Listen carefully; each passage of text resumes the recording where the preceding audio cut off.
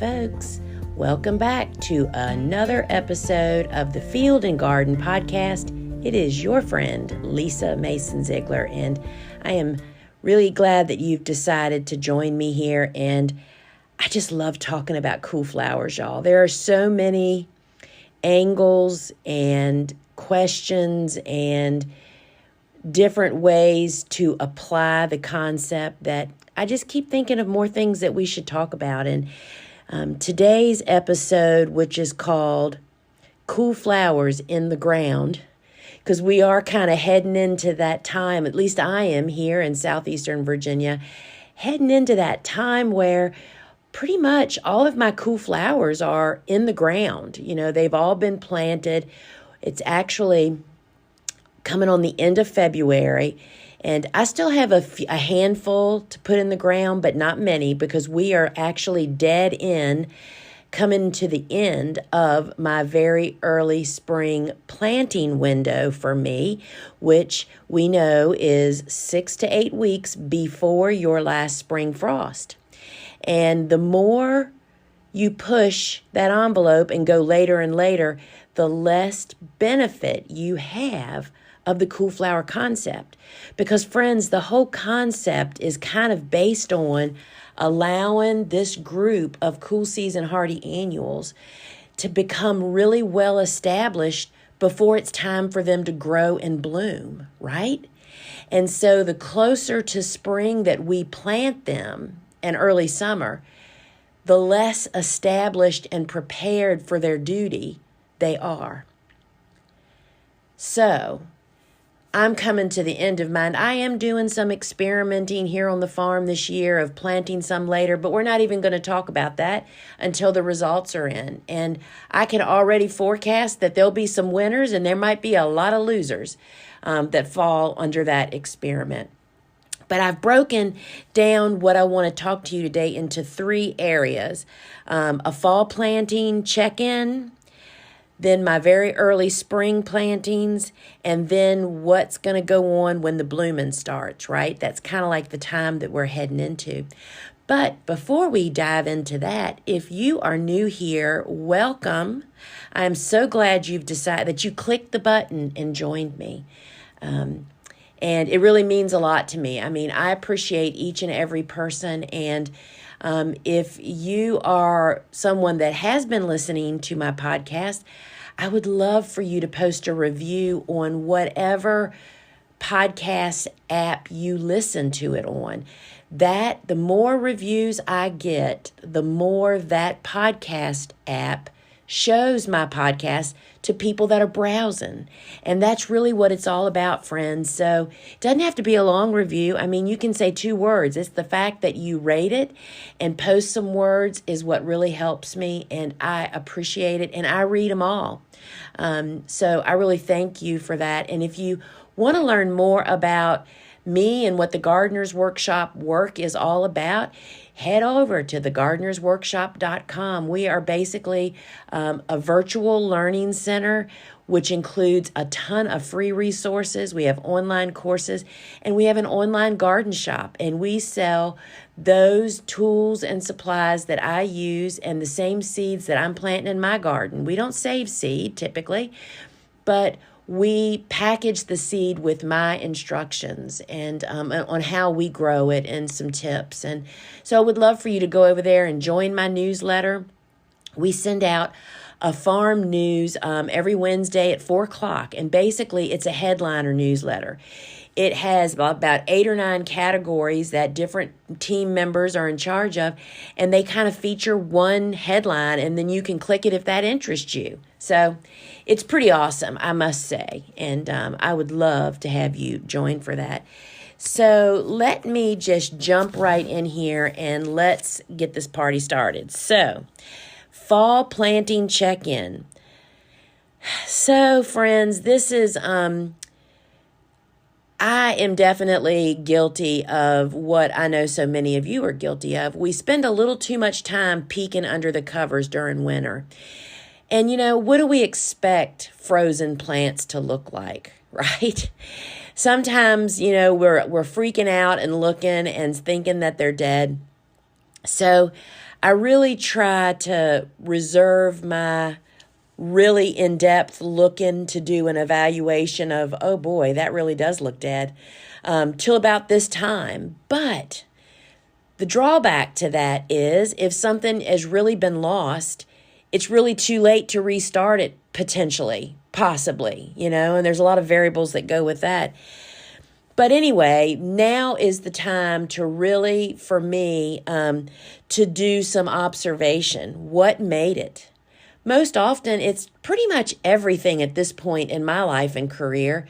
But we still, we're always trying new stuff, and sometimes things surprise me.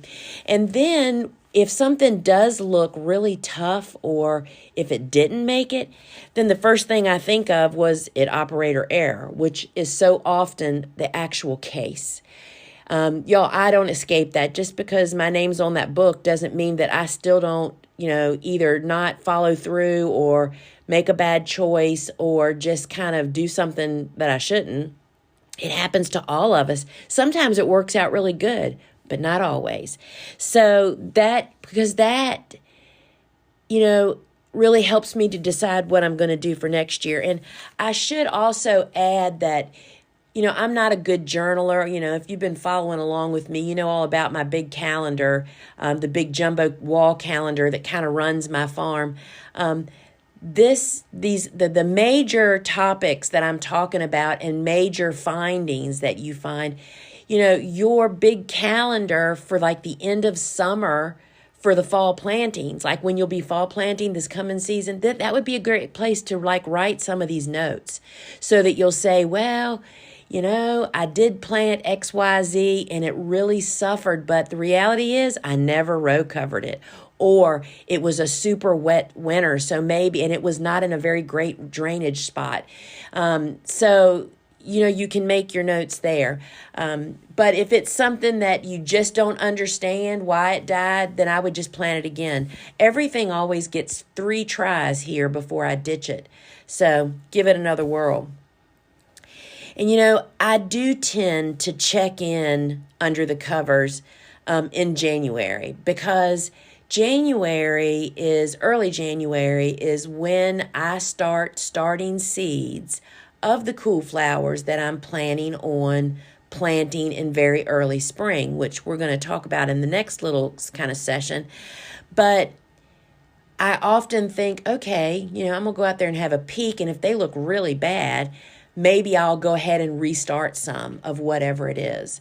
And so there is benefit, but I encourage you not to spend too much time, because let's face it, if you sat outside all winter with just a lightweight, jacket on, you would look pretty tough after a couple of months. So it's really hard to judge, but as you get more experience under your belt, you will really be able to tell.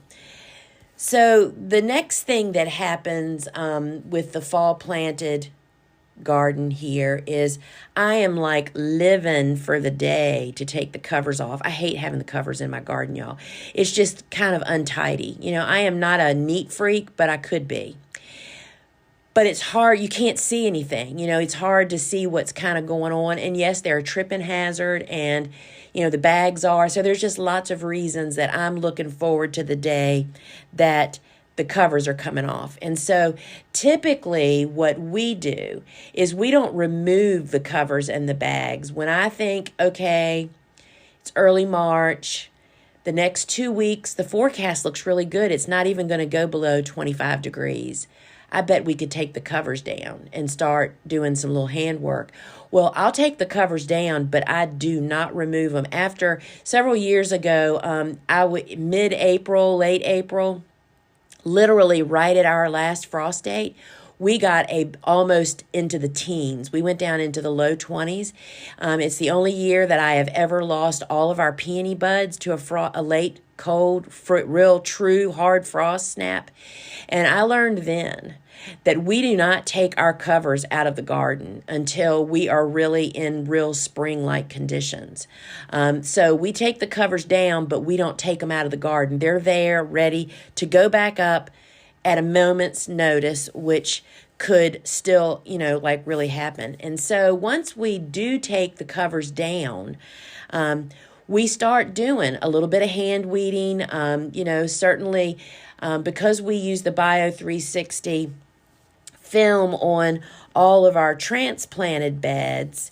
The only place that a weed really has a chance to get started are, and it's those cool season. I mean, there are like cool season hardy annual weeds too, y'all. That's what chickweed is, henbit, a lot of these weeds that grow during the winter. So some of that is obviously probably started in the holes around the transplants. So we start doing a little hand weeding and preparing for when the covers are going to come out of the garden. And as soon as we do get the covers out of the garden, then we start netting, putting up flower support netting. And a common question that I get is, when do we start feeding this fall planted garden? And what I typically say to people is once the plants start growing.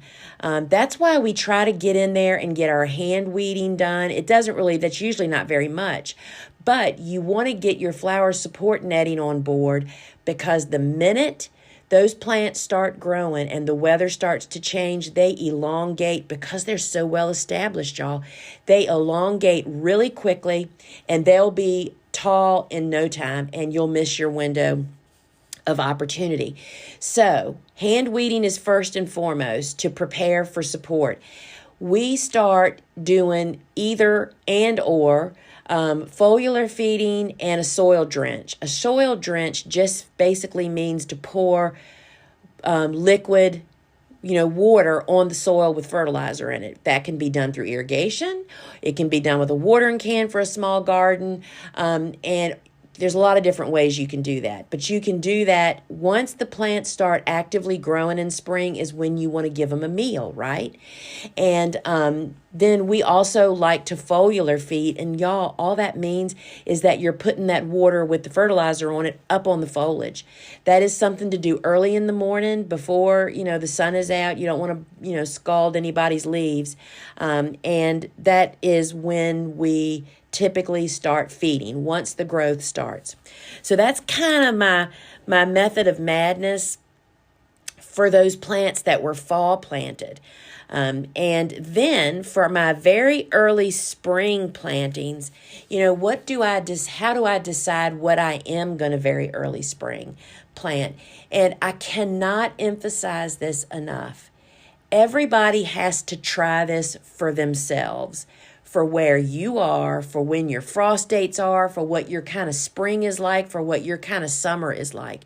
It's different for everybody, but I don't plant nearly as much in very early spring as I did back in the beginning of time when I started growing cool flowers, because I found over the years that oftentimes the quality, meaning the stem length, the abundance, the disease and pest resistance of the plant, because I live in the mid-Atlantic, we have hot and humid summers. We often have no spring-like conditions.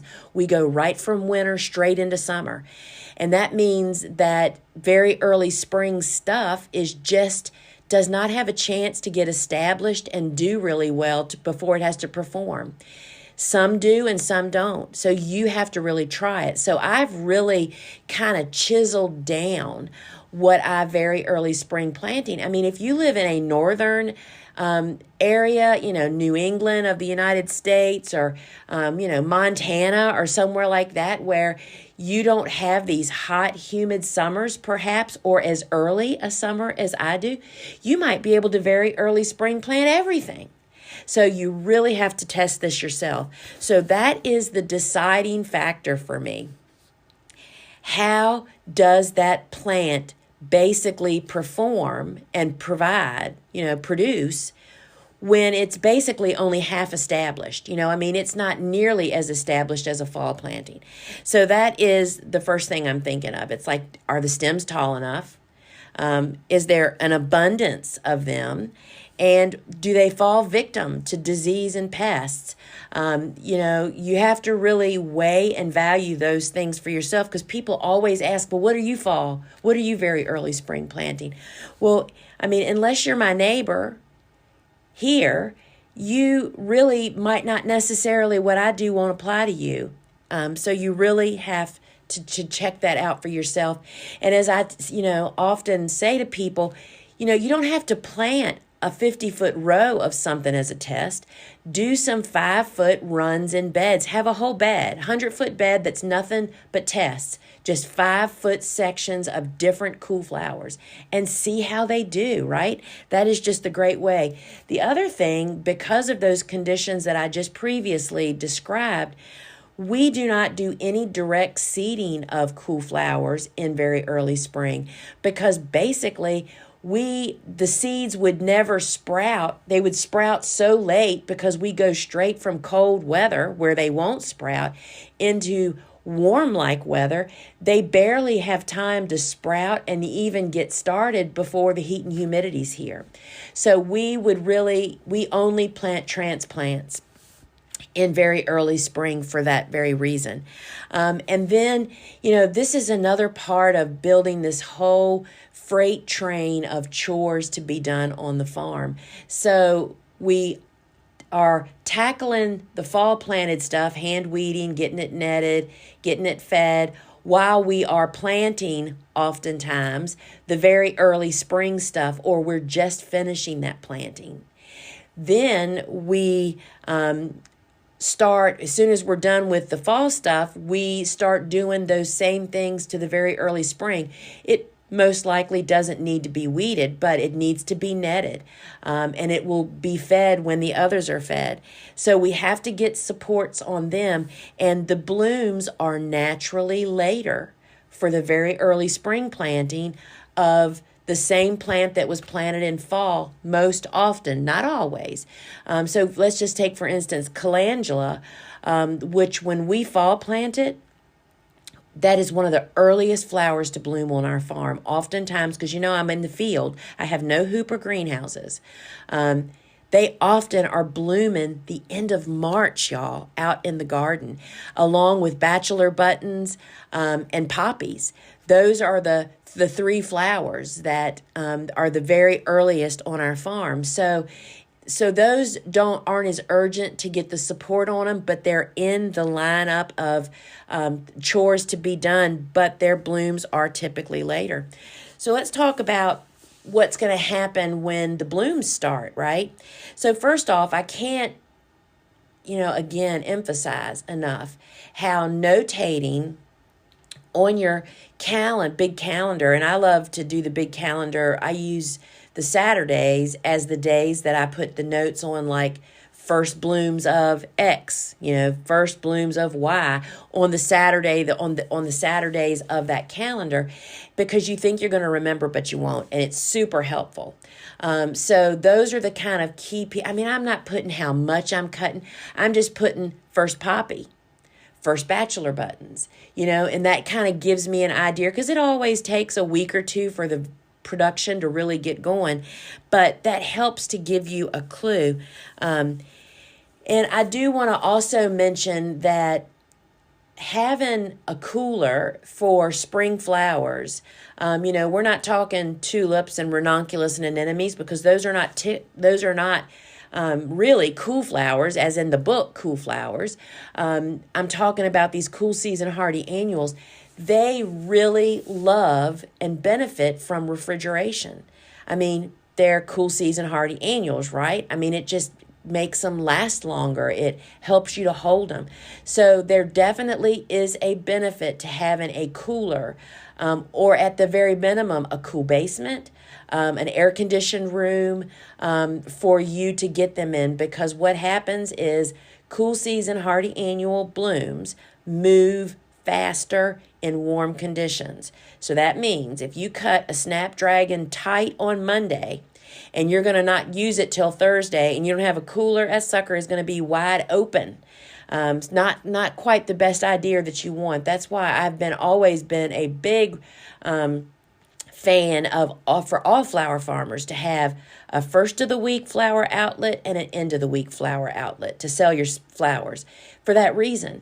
I mean, that is, if you don't have a cooler, you need to figure that out. You need to find some customers that you are selling to at the first of the week and at the end of the week to help you get through that. And that's how I got through. I was probably, I'm thinking 4, 5, 6 years, I can't even remember anymore, before I had a cooler. But I had big time first of the week customers and big time flower farmers market on the weekend. So I had flowers. Flowers didn't sit here.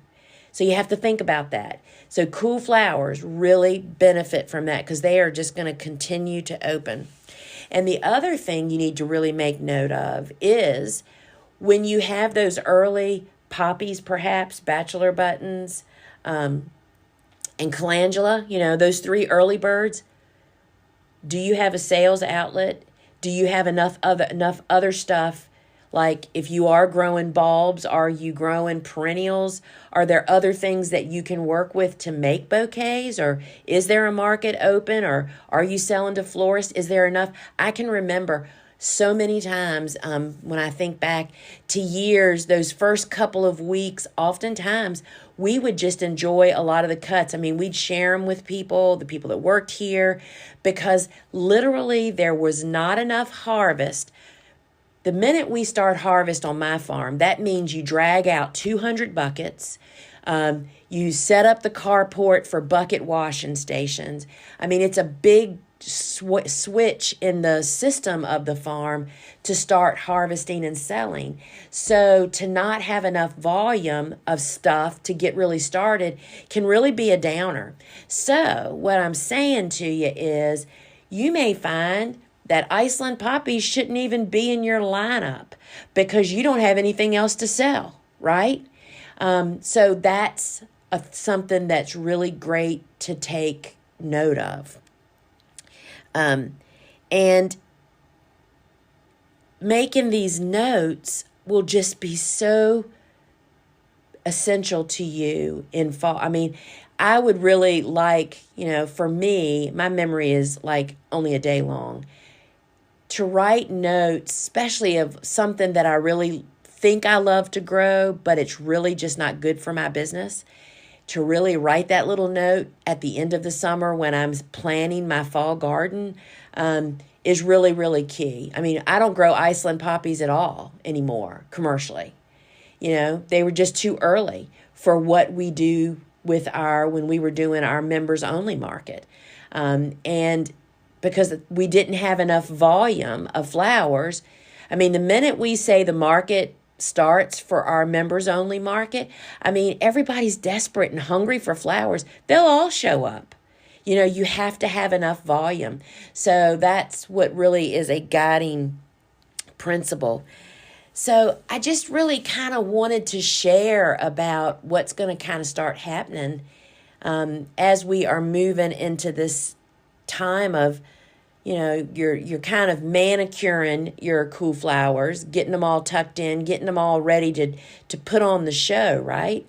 And, it's really a very exciting time. As I'm sitting here recording this, I'm overlooking my cool flower garden, which, 80% of it has row cover on it, so I can't see it. It's just a really exciting time right before spring. And, I so appreciate, I'm sure you all have heard me speak of it, or you may have we've done recent podcasts with them, Jonathan and Megan Lease of Springforth, how their business model is they target their farm to produce in very early spring, and very early summer. They're actually cutting off at the end of May. That is the highest demand for flowers, the spring. And they have figured out, and they have built their whole system around producing as much as possible when the biggest demand and the highest dollar value. And cool flowers is a very big part of that. And I just encourage people to really try to figure out what went wrong, what went wrong, or what's, And I just realized I'm just sitting here looking. I told you I was looking at my cool flower garden. I am just now, because it's raining pretty heavily out there, so my row covers are kind of saggy. And because we're growing so many new colors of many, like all the status, we sell status now in all the different solid colors, not just the mix. I see that the wooden stakes have poked through the row cover about every 5 to 8 feet. See, you living and learning, folks. We didn't used to do that because we used to not use stakes. And anyway, so friends, stuff like that is still happening to me. So, folks, if you head over to thegardenersworkshop.com, if you go to the free resources and go to the Field and Garden podcast and blog page, there's categories, and there is a cool flower category you can click on, and it brings up I think the best clearinghouse of a lot of my cool flower information is the Cool Season Flower Chronicles. And that was a 5-part video series I did a couple of years ago, really addressing the questions that I just hear over and over again. And we made them into a 30-minute video, being very specific about what we're talking about, from figuring out when you plant to just those common questions. And so I would encourage you to check out thegardenersworkshop.com, go to free resources, go to the blog and podcast, and then hit the cool flower category, and they'll fix you up there. And while you're over there, folks, sign up for my farm news. I think you won't be sorry. All right, friends, until we meet again, ciao.